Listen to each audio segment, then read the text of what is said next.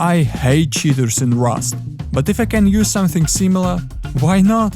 Anyway, I'll let you be the judge. In this video, I'm gonna take advantage of game mechanics and glitches to do things maybe not intended by the developers, like making gaps in the roof, raiding vending machine bunkers with the Copter, and finding hidden boxes in honeycombs without spending any explosives. I guarantee you won't know all of these. So make sure to hit that like button below, subscribe to the channel, and check out today's sponsor. Fastly is one of the fastest growing Rust websites with a lot of games to play, many deposit methods, including skins, cards, and crypto, and instant withdrawals with a store full of skins. You can climb 5 free cases by using code STELIC or clicking the link in the video description. You can battle against real players or bots in games like Case Battles, Coin Flip, and even Minefield, and win cool skins. And if it's not enough for you, you can get a lot of bonuses and free cases every 24 hours. In fact, you can get 5 free cases right now if you click the link in the description, or go to rustly.com and use code STELIC.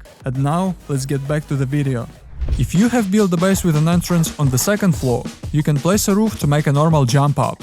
However, there's a much better way of doing this. Build 2 walls on the sides, place a spiral stair in the middle and upgrade it into metal. Next, take a ladder and attach it to the stairs, right in the middle. Cover it with a wall, and now you can climb up the wall with a ladder on the inside, which is really cool. You can steal resources from a vending machine bunker without using any explosives, and all you need for this is a copter and some flying skills. First, drive as close as possible to the vending machine at an angle while holding Ctrl. Then fly the copter up a bit, get into the passenger seat, and press E to open the vending machine. And there you have it, a free loot that you got without spending a single explosive. In case you didn't know, a landmine can explode even if you step on it through the roof. However, it won't damage you. And you can use the same method with a pressure plate to make a trap, because the plate also triggers through the roof.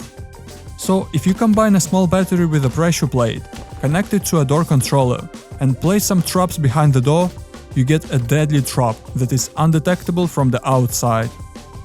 If you wanted to go outside, but at the last minute you saw a door camper, that's not a problem. Just go back to the TC room, close the double door, attach the grenade in the middle from above and open the door.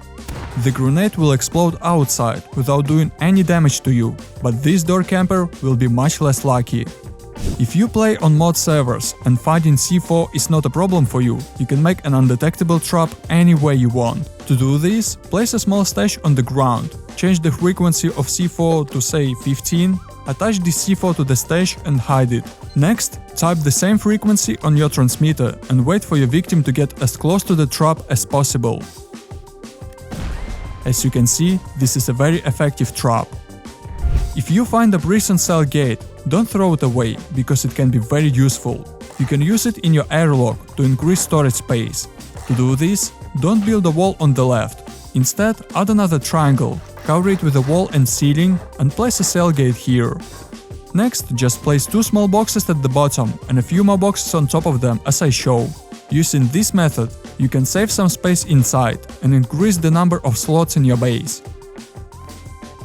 If you have built a regular 2x2 and decided to add the roof on top to add some atmosphere to your gameplay, you can use one little trick. As you can see from the inside, this roof is completely enclosed, so you can't see what's going on outside.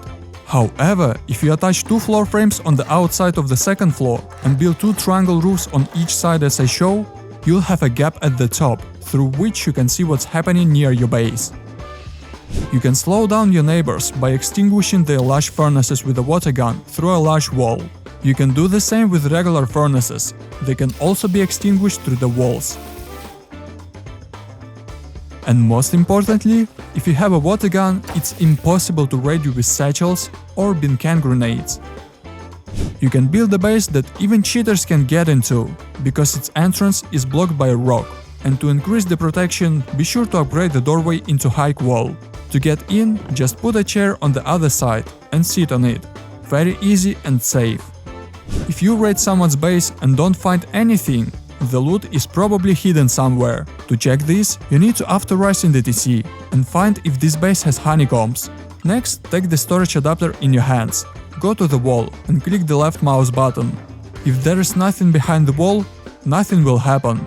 But if there is a hidden box behind the wall, you'll see that the line of sight is blocked below, and as you can see, there is a hidden box in the honeycomb. If you miss a wipe and join the server a few days later, the first thing you should do is run to the outpost. Here you need to find all the sleeping bags that are located next to the rocks and build foundations next to them. Most players hide stashes next to their sleeping bags, so if you're lucky, you might find someone else's loot. If you are playing on a server with high online, it's very likely that you'll be able to connect to someone's camera.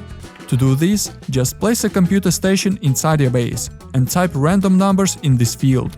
As you can see, in just a few seconds you can find a few other people's cameras and follow random people.